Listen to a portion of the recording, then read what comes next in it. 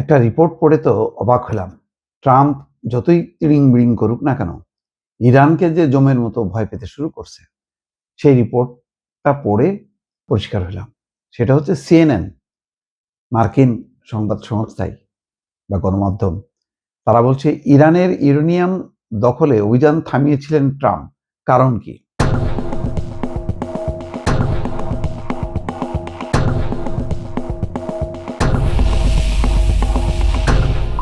America একটা পরিকল্পনা করছে যে তারা মার্কিন সেন্ট্রাল কমান্ডের সদর দপ্তর ফ্লোরিডায়, সেখানে তারা বৈঠক করে মে মাসের দ্বিতীয়ার্ধে অত্যন্ত গোপন মিটিংয়ে সেখানে শীর্ষ সামরিক কর্মকর্তারা উপস্থিত হন।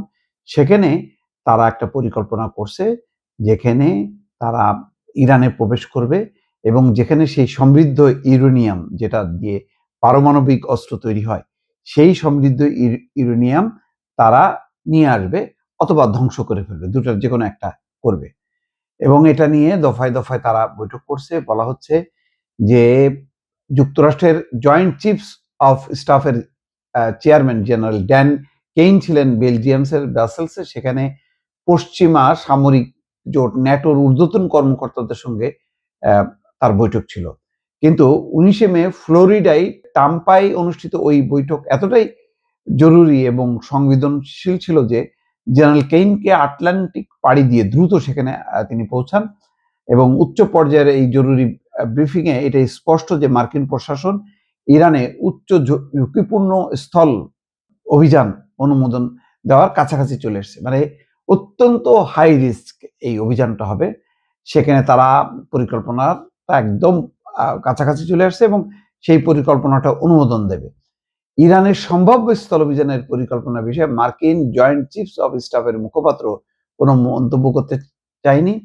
কিন্তু যেটা বলা হচ্ছে, ফ্লোরিডায় বৈঠকের পরপরই জেনারেল কেইন ইরানের সম্ভাব্য স্থল অভিযানের বিষয়গুলো সম্পর্কে যুক্তরাষ্ট্রের প্রেসিডেন্ট ডোনাল্ড ট্রাম্পকে অবহিত করেছিলেন।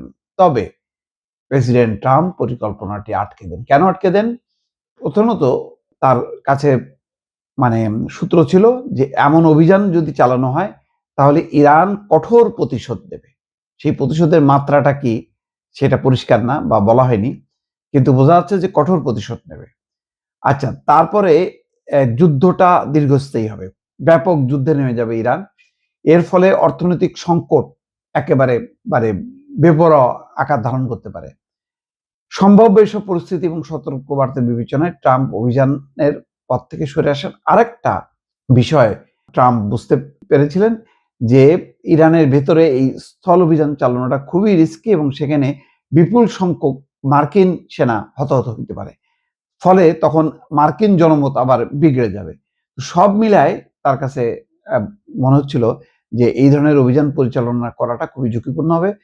বরং আলোচনার টেবিলে চাপ দিয়ে যতটা সম্ভব ইরানকে নমনীয় করে এই সমৃদ্ধ ইউরেনিয়াম যুক্তরাষ্ট্রের কাছে হস্তান্তর অথবা ইরানের অভ্যন্তরে যেটা আছে সেটা ধ্বংস করে ফেলায় যৌথভাবে, এইরকম একটা সিদ্ধান্তে তিনি মনস্থির করেন।